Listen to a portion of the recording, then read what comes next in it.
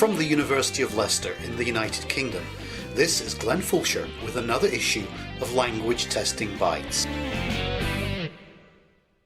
Recently, the journal has seen a steady stream of papers on vocabulary testing, and in this issue, 28.2, we have another one from Marta Fairclough on the use of a lexical recognition test using the yes-no format for Spanish-English bilinguals. We thought that it was time to consider just why vocabulary testing is attracting so much attention at the present time. We're very lucky in this podcast to welcome Professor John Reid of the University of Auckland in New Zealand, who has agreed to provide us with an overview. Professor Reid, many of you will know, was the author of Assessing Vocabulary in the Cambridge University Press assessment series, which was published in 2000. The recording of this podcast took place in New Zealand, and as I couldn't get there, as much as I would have loved to have gone, we are grateful to Rosemary Yvette for asking the questions on my behalf. We hope you enjoy this issue of Language Testing Bites. Welcome to Language Testing Bites, John, and thank you for agreeing to talk to us about vocabulary testing. Well, thanks for the opportunity. It's been one of my primary academic interests for some time now. First of all, can you talk about the role of vocabulary testing within the field of language assessment? It seems to have become almost a sub-discipline. Is it that vocabulary is somehow different from other aspects of language knowledge and use?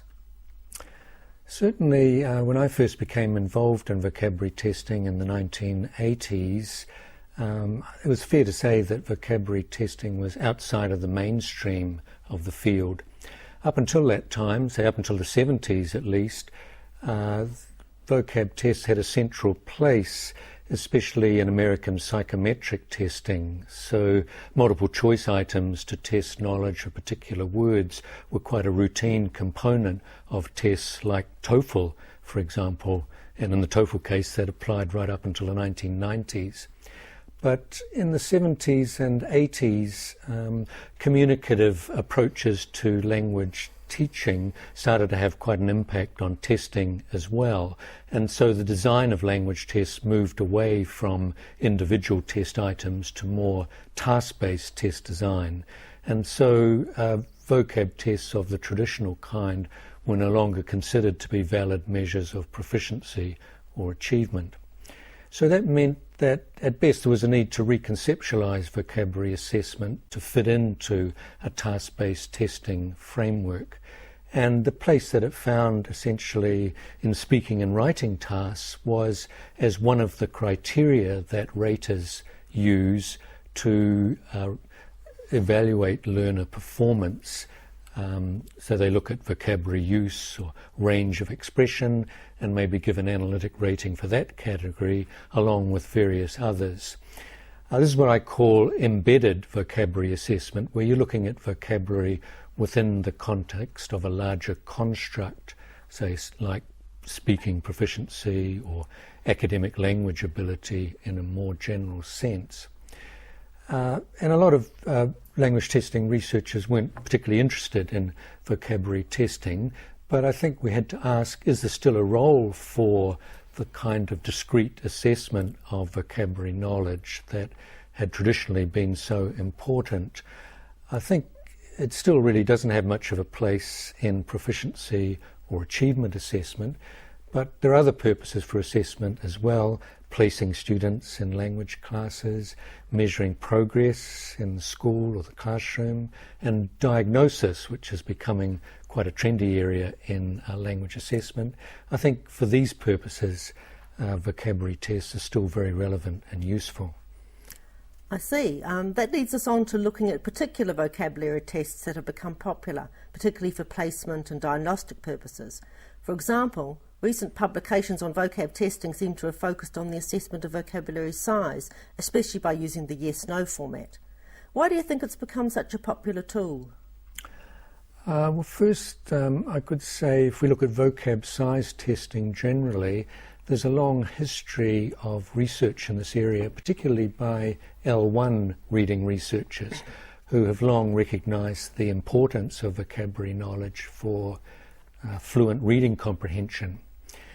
The basic procedure when we set up a measure of vocabulary size is to take a sample of words from a word frequency list, and then we devise a test to see whether each of those words is known or not. And then based on the test scores, we make an estimate of the total vocabulary size of the native speaker or the second language learner. Now, to make a good estimate, you preferably need quite a large sample of words, and the trade-off of that is a simple assessment task. So that's the attraction of the yes-no format. It's really the simplest kind of test task, where you present a series of words and you ask the test takers, do you know this word or not? So it's really a self-assessment task rather than a test per se. And the way that we check that the learners are not overstating their knowledge is that as part of the task we include a certain percentage, typically say 20 to 40% of non-words, words that are not real words in the language, so that if the learners claim to know some of those words, it provides a basis for adjusting the estimate of their vocab size downwards. And there have been some quite sophisticated scoring formulas that have been proposed based on certain assumptions about the typical response behaviour of learners in undertaking this sort of task.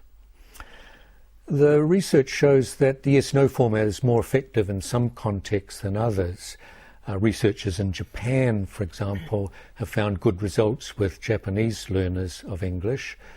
But on the other hand, there were a series of studies in Belgium which showed that the same task was actually quite problematic when it was used with Dutch-speaking learners of French.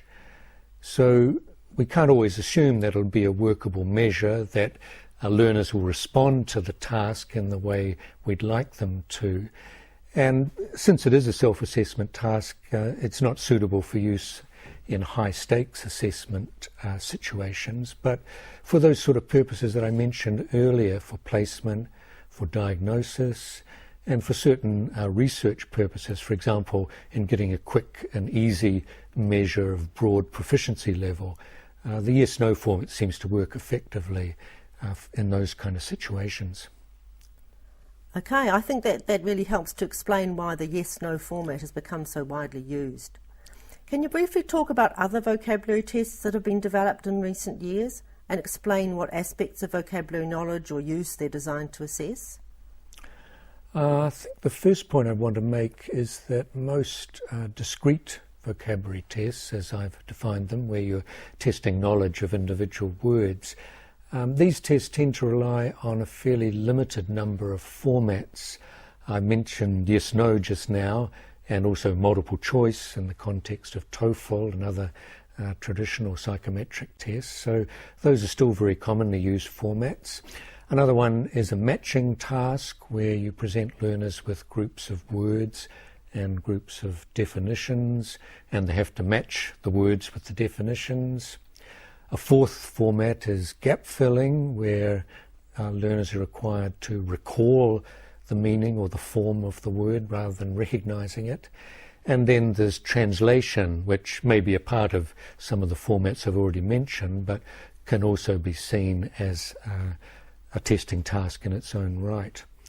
So even today, I think those 5 formats tend to account for most vocabulary tests that are commonly used. The innovative vocabulary measures tend to be used in research studies rather than operational tests. Maybe one reason is that the conventional formats lend themselves well to computer administration, which is becoming more important these days in testing practice. One important new measure I can mention is Paul Nation's vocabulary size test. I've talked about the concept of vocabulary size measurement.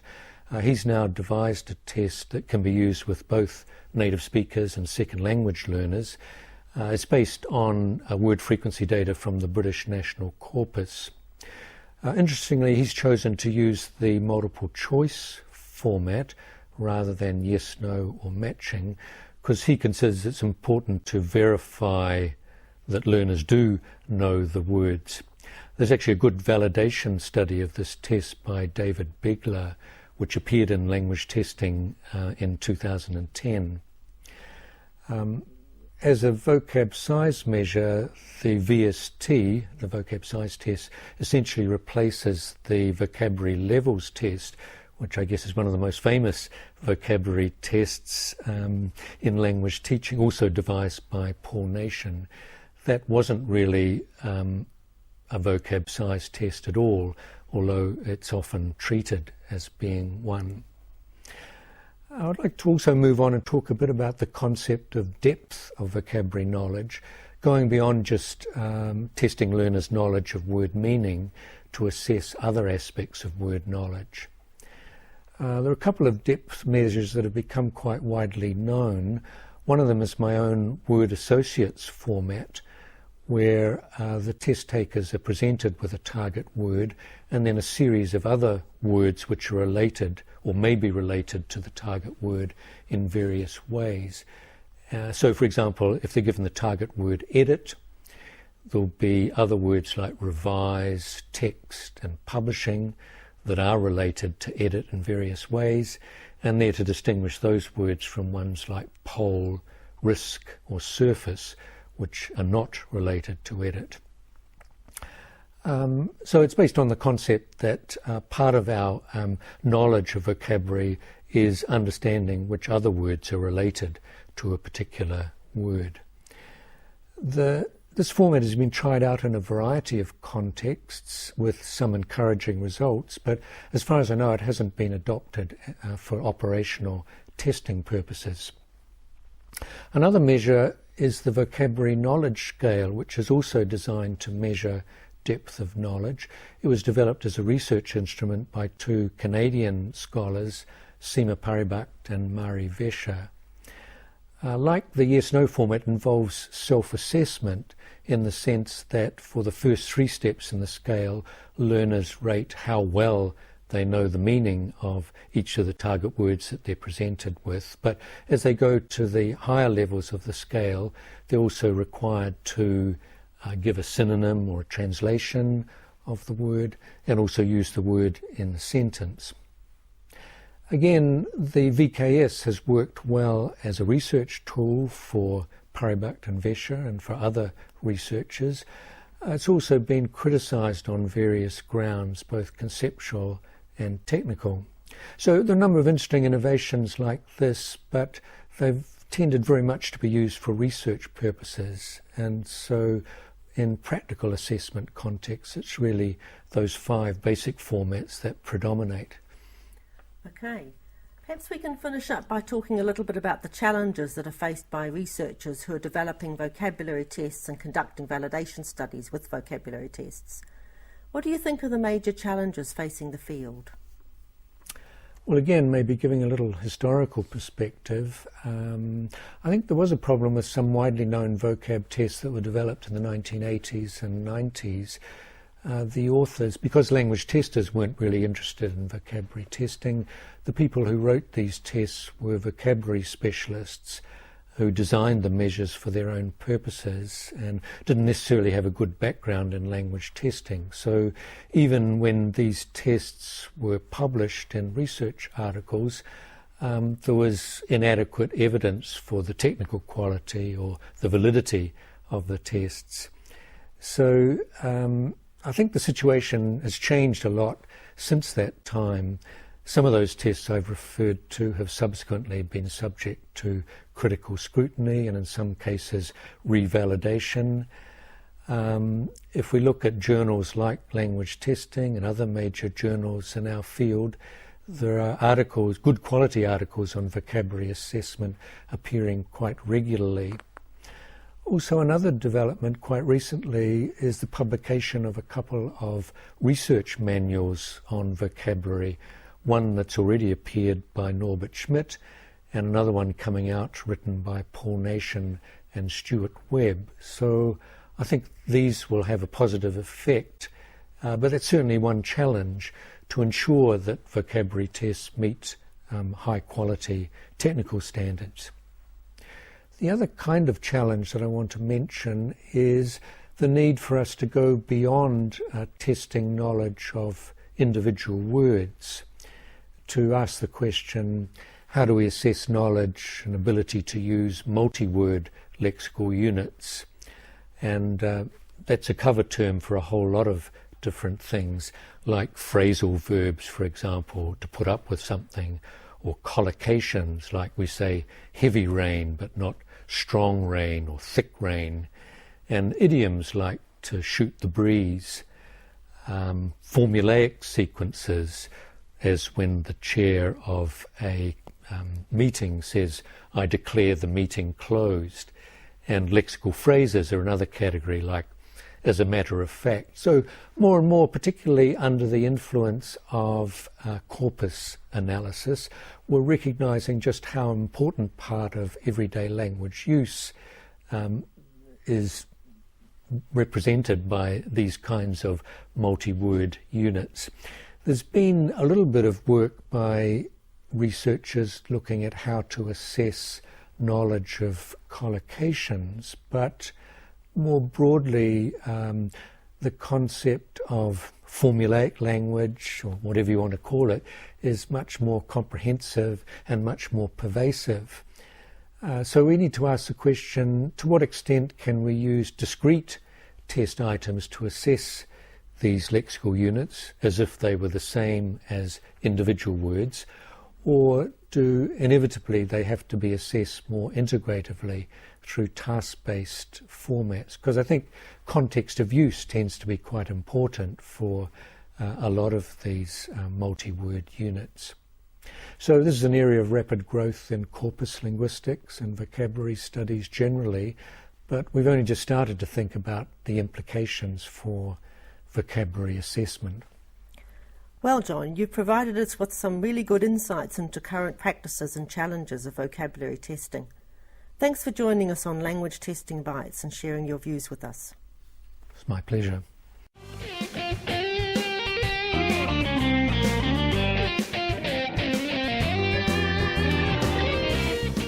Thank you for listening to this issue of Language Testing Bites. Language Testing Bites is a production of the journal Language Testing from Sage Publications. You can subscribe to Language Testing Bites through iTunes, or you can download future issues from ltj.sagepub.com or from languagetesting.info. So, until next time, we hope you enjoy the current issue of Language Testing.